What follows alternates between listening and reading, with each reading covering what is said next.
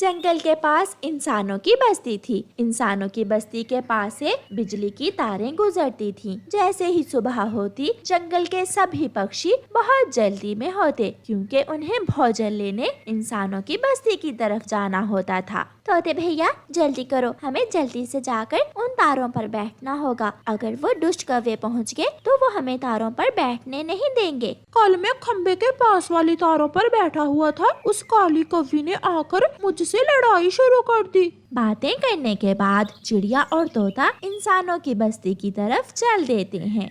पक्षी तारों पर इसलिए बैठते थे कि बिजली की तारें ऊंची थीं और ऊंची जगह पर बैठकर उन्हें दूर दूर तक दिखाई देता था। ऐसे उन्हें दूर से भी कोई दाना नजर आ जाता था। चिड़िया और तोता बिजली की तारों पर बैठे हुए थे। वो सामने वाली घर की छत पर एक रोटी का टुकड़ा पड़ा है। चिड़िया, मैं वो रोटी का टुकड़ा खाकर अभी वापस आता हूँ। तोते भैया जल्दी आना, कौवों के आने से पहले पहले आ जाना।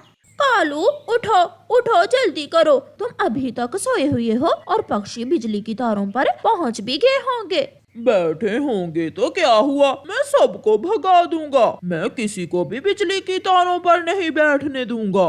कौवा और कौवी अपने घर से निकलते हैं और खम्बे के पास जाकर बिजली की तारों पर बैठ जाते हैं। कौवे और कौवी, ये जगह किसी की है, यहाँ पहले से कोई बैठा हुआ है, आप थोड़ा आगे चले जाएं। कोई बैठा हुआ क्या भूत है जो हमें दिखाई नहीं दे रहा? इतने में तोता वहाँ आ जाता है। ये जगह मेरी है, मैं और चिड़िया सुबह से आए हैं, हम पहले आए थे यहाँ। मैं वहाँ से रोटी का टुकड़ा खाने गया था। रोटी का टुकड़ा खा लिया है तो अब चलते बनो यहाँ से। चल चिड़िया, तू भी जा, अब इन तारों पर बैठकर हम दाना ढूंढेंगे। तोता भी चिड़िया के पास ही बैठ जाता है। हम क्यों जाएं? हम पहले आए हैं, आप जाइए, या फिर हम सब इकट्ठे यहाँ बैठकर भी दाना ढूंढ सकते हैं। कालू, भगा इन्हें यहाँ से, अगर ये यहाँ बैठे रहे तो मुझे दाना नहीं मिलेगा। फिर कालू कौवा डरा धमका कर चिड़िया और तोते को वहाँ से भगा देता है। कालू, वो देखो सामने वाली छत पर छोटा बच्चा पापड़ खा रहा है, जाओ और छीन लाओ पापड़ उससे। कौवा तुरंत उड़ता है और उस छोटे बच्चे से पापड़ छीन लेता है। पक्षी बहुत परेशान थे, क्योंकि वो तारे ही थीं जिन पर बैठकर वो दाना ढूंढ लेते थे, और अब कौवे उन्हें वहाँ बैठने नहीं देते थे।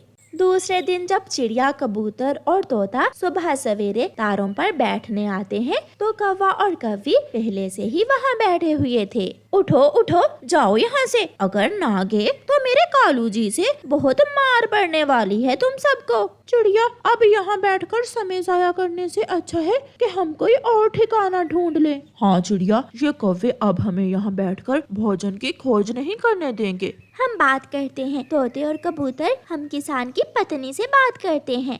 सलाह करने के बाद चिड़िया, कबूतर और तोता किसान की पत्नी के पास जाते हैं। माँ जी, हम भूखे हैं, हमारे जंगल में कई दिनों से बारिशें नहीं हुई, जंगल में दाने की बहुत कमी है, और वो कौवे हमें बिजली की तारों पर बैठकर भोजन भी नहीं ढूंढने देते। पक्षियों, चिड़िया, कबूतर और तोते, मुझे माफ करना, हम इंसान अपने कामों में इतने मगन हो जाते हैं कि आप पक्षियों को भूल ही जाते हैं। आप हमारा गिरा हुआ दाना ढूंढने के लिए मारे मारे फिरते हैं, और एक हम हैं कि आपको 2 दाने नहीं दे सकते। माँ जी, हमारे पूर्वज कहते थे कि इंसान बहुत दयालु हैं, मगर आज के इंसान तो बहुत लालची हो गए हैं। पक्षियों, मैं आज से ही आप सबके लिए अपनी छत पर दाना पानी रख दिया करूंगी। आप सुबह सवेरे आकर तारों पर नहीं बल्कि मेरे घर की छत पर बैठा करेंगे। फिर किसान की पत्नी अपनी छत पर दाना डालती है और एक प्याले में पानी रखती है। पक्षी जी भरकर दाना खाते हैं और प्याले से ठंडा पानी पीते हैं और उड़ जाते हैं। ऐसे पक्षियों की दाना पानी की समस्या दूर हो जाती है। अब तो काले कौवे भी तारों पर नहीं बल्कि चिड़िया, कबूतर और तोते के साथ आकर बैठ जाते और सब मिलकर दाना पानी खा लेते थे। मम्मा चिड़िया अभी अपने घर से दाना लेने निकली ही थी, आसमान पर बादल गरजने लगते हैं और तेज बारिश शुरू हो जाती है। मम्मा चिड़िया एक बड़े पेड़ के नीचे बैठ जाती है। मेरे बच्चे घर में अकेले हैं, अगर मुझे पहले मालूम होता तो मैं दाना लेने अभी न आती। गुड़िया बहन, यहाँ से छत टपक रही है, भाई मैं घोंसला उठाकर दूसरी जगह रख लेती हूँ। फिर कुकू की बड़ी बहन कुकू का घोंसला उठाकर दूसरी जगह रखती है और खुद खिड़की में बैठकर अपनी मम्मा का इंतजार करने लगती है। गुड़िया बहन, मम्मा आ गई है क्या? नहीं, अभी तक तो नहीं आई मम्मा। गुड़िया बहन, मुझे डर लग रहा है। मुझे बादलों की गरज से डर लग रहा है। पागल, ऐसे डरते नहीं है, बल्कि मम्मा कहती है कि हालात का मुकाबला करते हैं। हवा तेज हो जाती है और एक भूला हुआ तोता भी चिड़िया के पास आकर बैठ जाता है। बड़े बड़े पेड़ गिर के हैं, बहुत तेज हवा है। चिड़िया, तुम यहाँ क्या कर रही हो? मैं अपने बच्चों के लिए दाना लेने आई थी कि यहाँ फंस गई। बच्चे अकेले हैं घर में क्या? हाँ तोते, मेरे बच्चे घर में अकेले ही हैं। अब ऐसी बारिश में वापस घर भी तो नहीं जा सकती। मेरी पत्नी और मेरे बच्चे पिछली ऐसी ही बारिश में। ऐसा कहते हुए तोता रोने लग जाता है। चुप कर जाए तोते भैया, मैं भी बहुत डरी हुई हूँ। चिड़िया के घर की छत हिलने लगती है। भाई जल्दी चलो, जल्दी घर से बाहर चलो। गुड़िया अपने भाई को लेकर जल्दी से घर से बाहर चली जाती है। गुड़िया और उसका भाई जैसे ही घर से बाहर जाते हैं, घर की छत टूटकर गिर जाती है। अगर हम घर के अंदर होते तो छत के नीचे दब जाते। भाई, मैं आपको बारिश से बचाने के लिए केले के पत्ते लेकर आती हूँ, मगर आपने यहाँ से कहीं जाना नहीं है। गुड़िया बहन, क्या आप ये सब कर लोगी? हाँ भाई, मैंने मम्मा को देखा है कि मम्मा कैसे पत्तों से छत बनाती है। फिर गुड़िया थोड़ी ही दूर एक केले के पेड़ के पास जाती है और वहाँ से कुछ पत्ते तोड़ती है। गुड़िया वापस आकर वो केले के पत्ते पेड़ के साथ लगाकर अपने भाई को बारिश से बचाने के लिए एक छोटी सी छत बना लेती है। दोनों बहन भाई केले के पत्तों के नीचे बैठ जाते हैं। गुड़िया बहन, मम्मा कहाँ होंगी? हमारी मम्मा बारिश रुकने के बाद आ जाएंगी। क्या आपको भूख लगी है? हाँ, मुझे बहुत भूख लगी हुई है। बस थोड़ा सा इंतजार और करें, मम्मा आने ही वाली होंगी। चिड़िया और तोता बैठे हुए थे कि उन्हें आवाज सुनाई देती है। बचाओ, बचाओ, कोई मुझे बाहर निकालो, बचाओ। चिड़िया, शायद किसी पक्षी के घर की छत गिर गई है। चिड़िया और तोता जल्दी से भाग कर जाते हैं। कौन है इस छत के नीचे? कौन है? मैं यहाँ हूँ, मुझे बाहर निकालो। चिड़िया देखती है कि एक कौवी टूटे हुए घर की छत के नीचे दबी होती है। चिड़िया और तोता बहुत हिम्मत से लकड़ी उठाते हैं और गोरी कौवी को बाहर निकालते हैं। अगर आप न आते तो मैं यहीं मर जाती।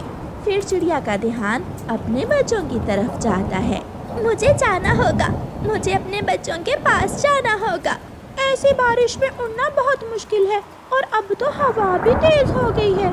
मगर चिड़िया उड़ती है। वो अपने बच्चों के लिए तेज हवा और बारिश में उड़ती है। तेज हवा चिड़िया को उड़ाकर एक कांटों वाले पेड़ पर गिरा देती है। चिड़िया के पंख से खून बहने लगता है, मगर वो हिम्मत नहीं हारती। वो फिर से उड़ती है और अपने घर तक पहुंच जाती है। घर की छत टूटी हुई देखकर चिड़िया का तो दिल ही बुझ जाता है। मेरे बच्चे छत के नीचे दबके हैं, कोई मेरी मदद करे। दूसरी तरफ से बच्चों के हंसने की आवाज आती है। मम्मा, मम्मा, हम यहाँ हैं। गुड़िया बहन ने मेरे लिए और अपने लिए केले के पत्तों से छत बनाई थी। अपने बच्चों को देखकर मम्मा चिड़िया की तो खुशी से चीख ही निकल जाती है। मेरे बच्चे, मेरे सुंदर बच्चे। मम्मा चिड़िया दोनों बच्चों को गले से लगा लेती है। मम्मा, आप ठीक हैं? आपके पंख पर चोट कैसे लगी? मेरे बच्चे ठीक हैं तो मैं भी ठीक हूँ। थोड़ी देर बाद बारिश रुक जाती है। मेरी बेटी बहुत बुद्धिमान है। मेरी बेटी ने भाई को भी बचा लिया और खुद की भी रक्षा की। ऐसे ही जिंदगी में अच्छे अच्छे काम करना मेरी बेटी। फिर वो सब इकट्ठे दाना लेने निकल जाते हैं। बारिश के बाद जंगल का मौसम भी बदल गया था। हवा ठंडी थी और बच्चों को उड़ने में बहुत मज़ा आ रहा था।